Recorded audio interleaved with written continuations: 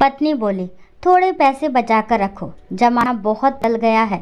अपने बच्चों का भविष्य भी तो देखना है, वह भी हमारी ही जिम्मेदारी है।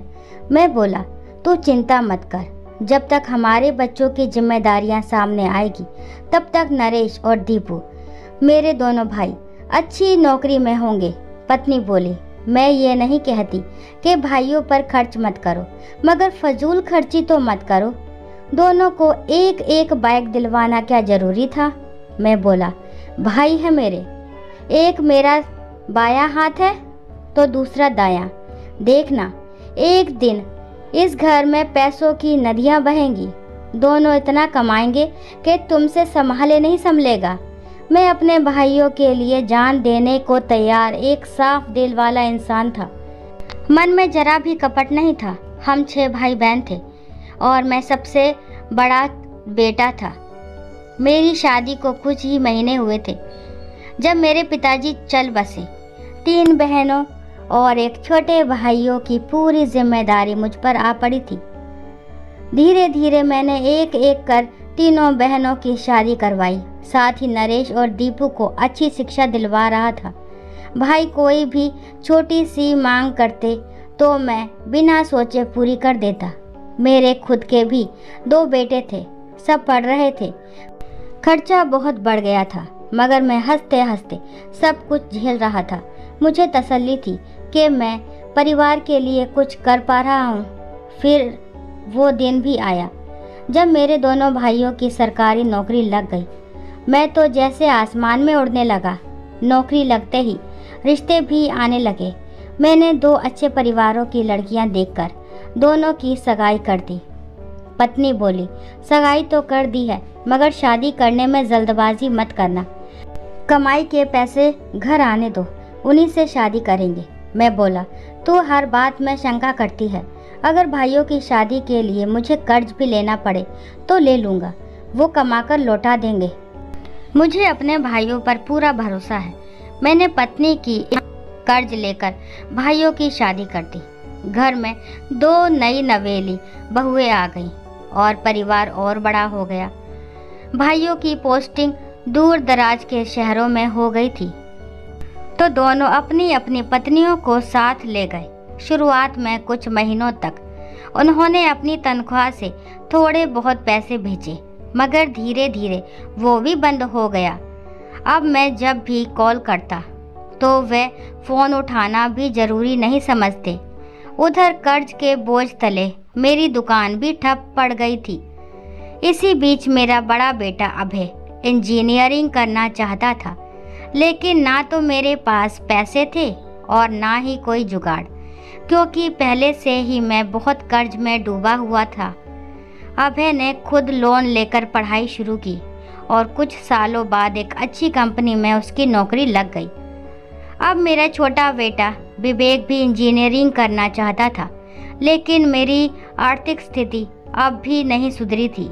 अभय अच्छी कमाई कर रहा था तो मैंने सोचा कि वह अपने छोटे भाई की पढ़ाई का खर्चा उठा ले, लेकिन इस बार गीता ने साफ मना कर दिया। वह बोली, जैसे उसने खुद अपने दम पर पढ़ाई की वैसे ही विवेक भी करेगा। देखा ना, तुमने जिंदगी भर अपने भाइयों पर सब कुछ लुटा दिया और बदले में क्या मिला? अपने बच्चों के लिए कुछ नहीं बचा। क्या गारंटी है कि विवेक भी अभय की मदद के बाद उसका एहसान मानेगा? मैं नहीं चाहती कि अभय भी तुम्हारी तरह महान बने और बाद में अपनी बीवी बच्चों को तड़पते देखे। इससे अच्छा है कि दोनों अपनी अपनी जिम्मेदारियां खुद उठाएं और प्यार से, सम्मान से एक दूसरे के सुख दुख में साथ रहें। उस वक्त गीता की बात कड़वी जरूर थी, लेकिन सच्चाई थी। मैं और अभय दोनों ही उस दिन कुछ नहीं बोले, क्योंकि हम जानते थे गीता गलत नहीं थी। आज भी मैं अपने बेटों की आंखों में देख नहीं पाता, क्योंकि मैं उनके लिए कुछ नहीं कर सका और जिनके लिए सब कुछ किया वे मुझे अपनी ज़िंदगी से ही बाहर कर चुके हैं, क्योंकि मैं अपने बेटों के लिए कुछ नहीं कर पाया था और जिनके लिए मैंने अपना सब कुछ लुटा दिया वो मुझे अपनी ज़िंदगी से ही निकाल चुके थे। जिन भाइयों को मैंने बेटों की तरह पाला, पढ़ाया, महंगी कोचिंग दिलाई, नौकरी के लायक बनाया। वो 1 साल भी मेरे साथ नहीं रह पाए। अब मेरे पास एक पुश्तैनी मकान के अलावा और कोई संपत्ति नहीं बची है, और उस घर में भी आगे चलकर 3 हिस्से होने ही हैं। लेकिन इन सबसे बड़ा दुख ये है कि मेरी माँ भी अब मुझे छोड़कर दीपू छोटे बेटे के पास रहने चली गई है। उनका कहना है कि मैं उनकी ज़रूरतें पूरी नहीं कर पा रहा, जबकि दीपू उन्हें बेहतर रख सकता है।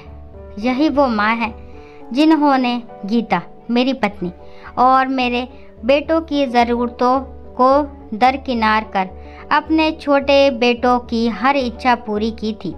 उस वक्त मैंने अपनी माँ का दर्द देखा था, लेकिन उस माँ का दर्द नहीं देखा जो गीता थी, जो हर दिन अपने बेटों की ज़रूरतें टालकर मेरे भाइयों के लिए खामोशी से त्याग कर रही थी। आज जब मेरी माँ चली गई है तो मेरी बहनों ने भी आना जाना बंद कर दिया है। उनका कहना है हमारा मायका तो वही है जहाँ माँ है, और वैसे भी मैं राखी पर उन्हें दे ही क्या पाता हूँ। दीपू के पास जाएगी तो उन्हें बढ़िया नेक मिलेगा, तोहफे मिलेंगे। ये वही बहनें हैं जिनके विवाह के लिए मैंने दिन रात मेहनत की, धन जोड़ा, कर्ज लिया, मगर आज उनके लिए भी मैं और मेरा परिवार कोई मायने नहीं रखते, क्योंकि अब मैं किसी के काम का नहीं बचा। 5 साल और बीत चुके हैं। मेरे दोनों बेटे अभय और विवेक अब अपने अपने करियर में अच्छी तरह से सेट हो चुके हैं। अभय की शादी हो चुकी है, वह अपने परिवार के साथ खुश है। जल्द ही विवेक की शादी भी तय हो जाएगी। अब इस घर में सिर्फ मैं और गीता रह गए। एक खाली घर, एक खाली सा जीवन। सबने हमें पीछे छोड़ दिया है। बेटों से मुझे कोई शिकायत नहीं, क्योंकि मैंने उनके लिए कुछ किया ही नहीं, मगर जिनके लिए किया उनसे भी अब कोई उम्मीद नहीं बची। एक दिन मैं चुपचाप बैठा था, गीता चाय बना रही थी। मैंने धीमे स्वर में उससे पूछा, क्या तुम भी मुझे छोड़कर बेटों के पास चली जाओगी? आखिर मैंने तुम्हें और तुम्हारे बेटों को दिया ही क्या है? गीता पास आकर बैठ गई। उसने मेरी आंखों में देखा और मुस्कुराकर बोली, मैं कहाँ जाऊंगी? मेरा तो घर वही है जहाँ तुम हो। तुम जैसे रखोगे, जिस हाल में रखोगे, वही मेरा सुकून है। आपसे बढ़कर मेरा कोई नहीं है इस दुनिया में। उसकी बातें सुनकर मैं अंदर से टूट गया, और उसी पल एक बात बहुत साफ हो गई। दुनिया में सच्चा साथ अगर कोई होता है तो वो जीवन साथी होता है। आज समझ में आता है कि अगर समय रहते मैंने गीता की बातों को सुना होता, उसके त्याग को समझा होता, तो शायद आज पछताने का मौका ही ना आता। दोस्तों, आशा करती हूँ ये कहानी आपको ज़रूर पसंद आई होगी। अगर कहानी अच्छी लगती है तो प्लीज़ मेरे चैनल को लाइक, शेयर, सब्सक्राइब करना ना भूलें, और इस कहानी के बारे में आपके जो भी विचार है कमेंट बॉक्स में ज़रूर बताएं। कहानी को लास्ट तक सुनने के लिए थैंक यू। राम राम, राधे राधे।